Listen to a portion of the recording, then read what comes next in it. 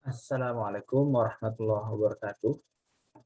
Baik, pada kesempatan ini saya akan menyampaikan beberapa hal mengenai trigonometri, yakni tentang contoh kasus yang memerlukan bantuan trigonometri dalam penyelesaiannya. Dapat kita lihat di slide, saya sudah menyantumkan beberapa contoh kasus untuk trigonometri ini. Sebagai contoh, ya, kasus 1 banyaknya memang tentang MATLAB ya, tentang statika, penjabaran vektor, tentang penjabaran dan operasi vektor, lalu tentang pengukuran dimensi, dan juga adalah tentang penyelesaian nilai gaya-gaya yang ada pada soal-soal statika atau MATLAB. Kita masuk ke contoh soal pertama. Di sini ada soal yang meminta kita untuk mendetermine atau menentukan resultan R dari dua gaya yang ditampilkan pada gambar. Jadi soalnya seperti ini. Ya, soalnya ada gaya yang ke bawah 400 Newton dan ada gaya yang ke kanan bawah 600 Newton. Bagaimana caranya untuk memperoleh resultan R? Soal aslinya memang mengarahkan kita untuk mengerjakannya dengan dua cara. Yang pertama, cara paralelogram. Ya, yang kedua adalah menjumlahkan vektor skalar. Baik. Yang pertama yang akan kita laksanakan, ya, langsung aja fokus ke menjawab. Caranya kita abaikan dulu. Kita coba jabarkan gaya-gaya tersebut ke sumbu X dan sumbu Y, dan dia akan membutuhkan trigonometri. Ini untuk cara yang B ya, menjumlahkan skalar komponennya. Kita akan sebut yang ke bawah ini F1 dan yang ke kanan bawah ini adalah F2. F1 itu murni hanya ke sumbu Y. Jadi kita akan sebut dia minus 400 J. Karena dia ke bawah. Lalu untuk yang gaya kedua, dia itu terjabarkan 60 derajat dari sumbu Y negatif. Kalau misalkan kita mau jabarkan ke sumbu X, berarti dia akan menjadi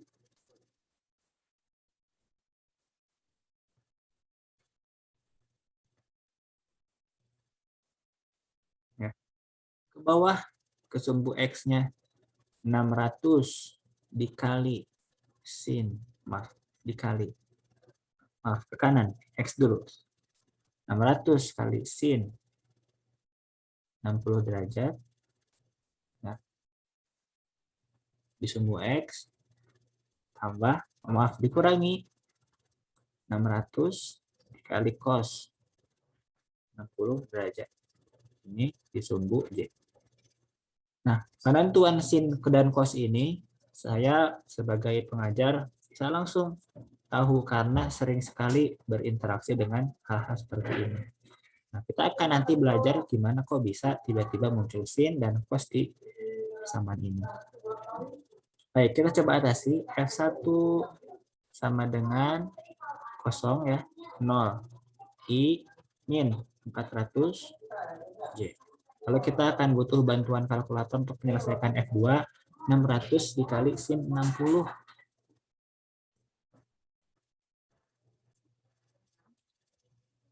F2 600 dikali sin 60 adalah 519,6. Atau langsung saya bulatkan saja, 520 I berarti 600 cos 60. Cos 60 adalah setengah, 600 dikali setengah, min 300. Baik, ini kita jumlahkan. Maka resultannya adalah penjumlahan dari F1 dan F2, yakni 520 I min 700 J dalam satuan Newton. Ini contoh kasus yang kita selesaikan dengan trigonometri. Berikutnya, di sini ada kasus lain sama ya. Kita diminta untuk menjabarkan menjabarkan setiap gaya-gaya tersebut ke arah sumbu X dan sumbu Y. Ya. Kita coba geser gambarnya ya.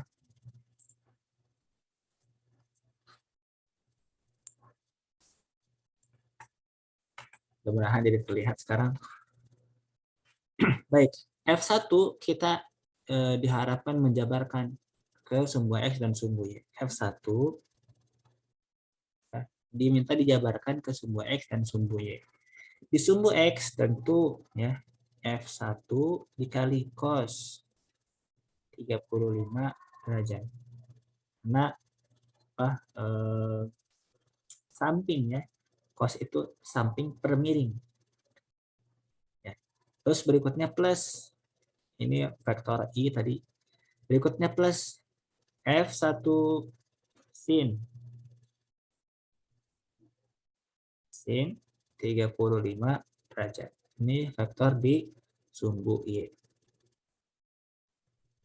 Itu penjabaran dari F1. Nilainya berapa? Kita masukkan angka-angkanya. 600 dikali cos 35 derajat. Ini vektor cos satuan I. 600 dikali sin 35 derajat. Ini di J. 600 dikalikan sin 35 cos 35 adalah 491. Ini 600 dikali cos sin 35 adalah 344. 344 J. Ini penjabaran F1. Berikutnya penjabaran F2.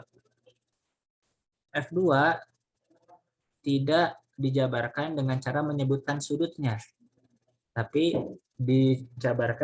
diceritakan besar sudutnya dengan cara menggambarkan segitiga di bawah garis vektor. Kita bisa lihat untuk F2. Untuk F2 di sini ada segitiga yang sisi datarnya adalah 4, sisi tegaknya adalah 3. Dengan menggunakan Pitagoras, kita akan mengetahui sisi miringnya, panjangnya adalah 5. Baik, yang di bawah adalah sumbu X, yang tegak adalah sumbu Y, dan ini adalah sisi miring. Sisi miring. Penjabaran F2 di sumbu X akan menghasilkan, karena dia ke kiri berarti negatif, minus 500 atau minus F2 dikali bukan cos atau bukan sin, langsung saja kita minta berapa sisi mendatarnya sumbu X-nya, 4. Sisi miring 5. Ini komponen di sumbu X. Lalu bagaimana dengan yang komponen sumbu Y-nya? Sama F2 dikalikan berapa di segitiga tersebut sisi tegaknya? Y-nya 3/5. Ini berapa nilainya? Kita hitung. Minus 500 dikali 4/5 ditambah 500 dikali 3/5. Ini minus 400. Ini 300. Itu penjabaran yang kedua. Cara penjabaran vektor yang kedua. Soal tidak menunjukkan besar sudutnya, tapi soal menunjukkan perbandingan sisi tegak dengan sisi datarnya. Berikutnya, yang ketiga.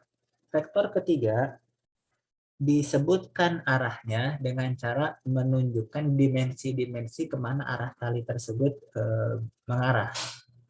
Dia, kalau misalkan kita ini ambil ini titik A, lalu ini titik B, vektor F3 itu mengarah dari titik A ke titik B. Panjang sisi mendatarnya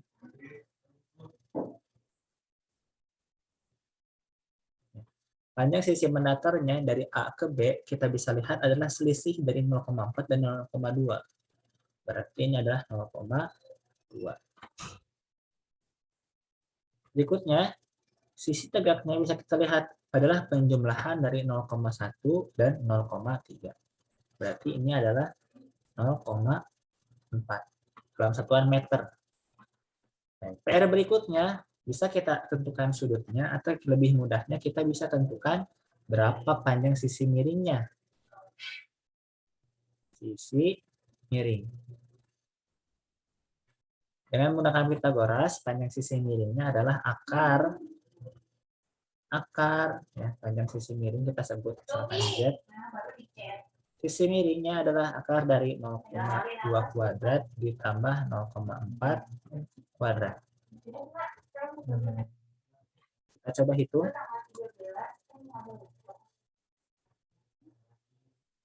Ini hasilnya adalah, kita langsung ambil desimalnya saja ya.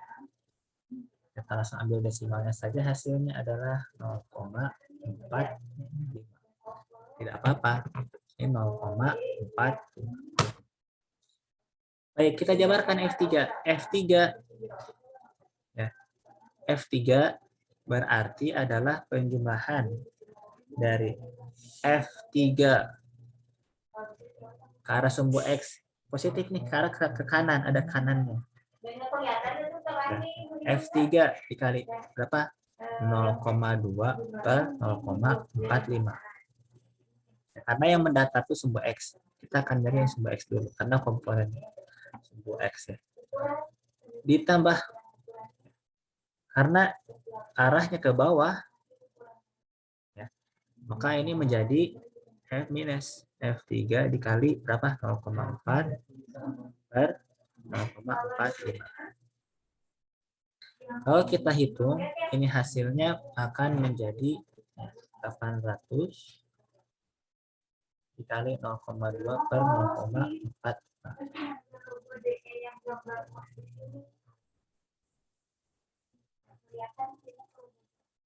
Hasilnya adalah, kita anggap 356.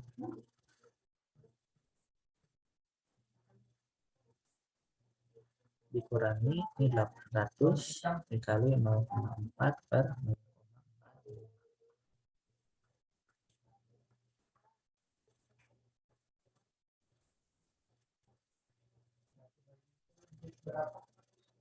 Hasilnya ini menjadi minus 711.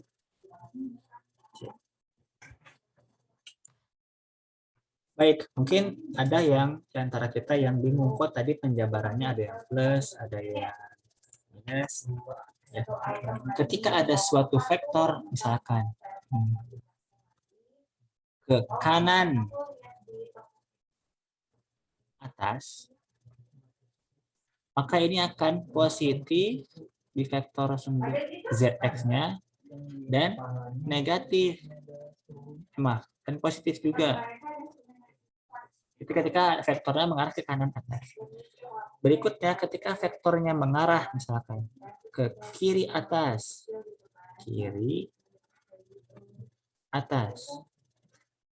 maka kalau gitu ini akan negatif di sumbu X dan dia akan positif di sumbu C. Berikutnya, kalau misalkan ternyata ada vektor yang mengarah ke kiri bawah. Ke kiri bawah berarti akan negatif dalam vektor sumbu X-nya. Dan akan negatif juga di sumbu Y-nya. Terakhir, kalau misalkan ada vektor yang arahnya ke kanan bawah.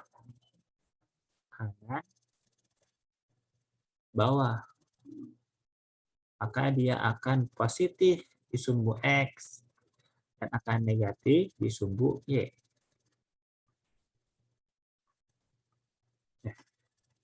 Ya, mungkin tadi ya bisa kita nanti ketahui mana nih harus positif hasilnya, mana nih harus negatif hasilnya. Ya. Sesuai dengan arah gayanya. Baik. Berikutnya, di sini ada contoh kasus ketiga. Contoh kasus ketiga ini sama, masih terkait dengan statika juga. Di sini ada soal yang menanyakan berapa sih gaya tali. Nah, gaya tali ini kalau misalkan mau kita tentukan, itu memerlukan kemampuan trigonometri. Di mana, Pak? Di menentukan panjang AB. Ketika kita punya segitiga, ini sudah dimisalkan dalam soalnya. L-nya misalkan 300 mili. Kita punya titik O di sini. O, lalu titik A, lalu titik B di sini. Ya, ini sudutnya 45 derajat.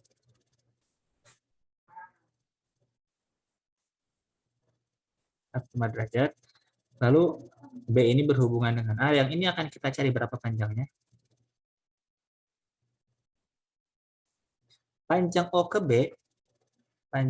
B, adalah 150 mm. Panjang O ke A adalah 300 mm. 300 mm. Pertanyaannya, berapakah panjang AB? Nah, ini memerlukan kemampuan trigonometri dalam penyelesaiannya. Baik, dengan menggunakan ilmu yang kita miliki dari trigonometri, soal ini akan kita selesaikan dengan mudah. Kita akan gunakan aturan kosinus. Ya. Dalam aturan kosinus, ketika kita punya segitiga, ini sisi A, sisi B, ini sisi C, dan ini adalah sudut A besar, maka panjang A kuadrat itu adalah B kuadrat plus C kuadrat min BC cos B kali C kali cos sudut A. Ini aturan kosinus. Ya, salah satu dari 3 formula yang hanya sebetulnya diputar-putar aja variabel-variabelnya dari aturan kosinus. Di sini berarti ketika kita ingin menanyakan panjang AB, ya misalkan di sini ya, kita mencari X, ya, maka X kuadrat itu adalah OB kuadrat ditambah OA kuadrat dikurangi panjang OB dikalikan panjang OA dikalikan cos. Berapa sudut yang mengapit OA dan OB? 45 derajat. Ini adalah cara menentukan panjang X. Kita coba kerjakan. OB kuadrat berarti 150 kuadrat. OA kuadrat 300 kuadrat. Min berapa panjang OB? 150. OA 300. Cos 45. Cos 45. Kita akan panggil kalkulator untuk menyelesaikan permasalahan. Baik. Setelah menggunakan kalkulator diperoleh ternyata panjang X kuadrat. X dikuadratkan itu adalah 80.680,2. Anggaplah seperti itu. Maka X-nya adalah akarnya. Diperoleh ternyata panjang X adalah 284 mm. Nah, ini perlu pengetahuan trigonometri untuk menyelesaikan soal mektek seperti ini. Ya. Penyelesaian mekteknya akan kalian pelajari di mektek, tapi trigonometrinya harus kalian punya di sini. Aturan kosinus. Berikutnya contoh lain nih, yang yang juga terkait dengan trigonometri adalah penyelesaian soal semacam ini. Penjabaran gaya tali. Jadi ada suatu titik yang ditarik oleh 3 tali yang menarik ke berbagai arah. Nah, dalam penyelesaiannya kita perlu bantuan trigonometri. Ketika kita coba selesaikan dengan analitis ya, itu perlu bantuan trigonometri. Nah, kita akan dipaksa untuk menyelesaikan problem yang ada di kanan, di kiri ini. Kita sudah tahu panjang FCD-nya misalkan 300. Anggaplah 300 Newton, panjangnya 30 mili misalkan. Kita harus tahu panjang FAC, panjang FBC. Nah, modal-modalnya adalah sudut-sudut di setiap sudut segitiga ini. 45 derajat, 60 derajat, dan 75 derajat. Bagaimana cara menyelesaikannya? Kita gunakan aturan sinus. Aturan sinus. Aturan sinus mengatakan bahwa kalau misalkan kita punya segitiga, misalkan segitiga, acak aja ya, ini sisinya A, sisi B, sisi C, ini sudut A, ini sudut B, ini sudut C, maka kita akan tahu bahwa A per sin A itu sama dengan B per sin B sama dengan C per sin C.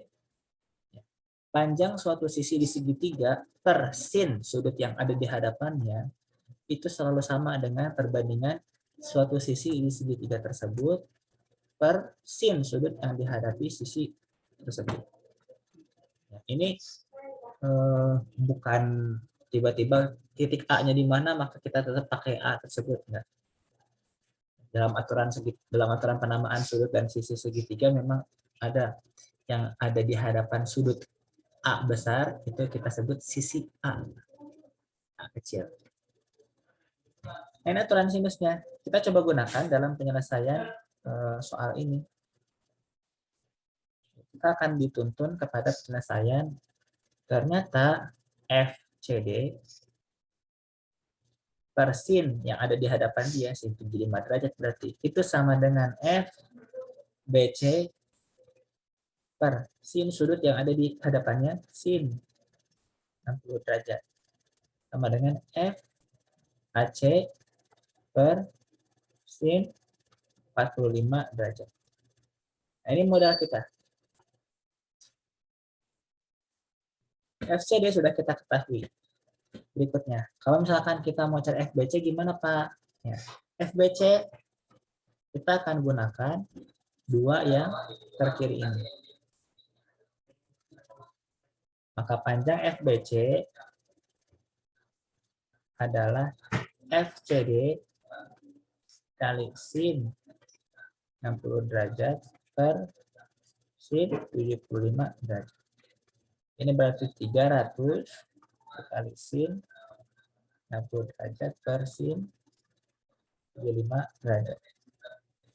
Hasilnya, kita coba hitung, 300 kali sin 60 per sin 75.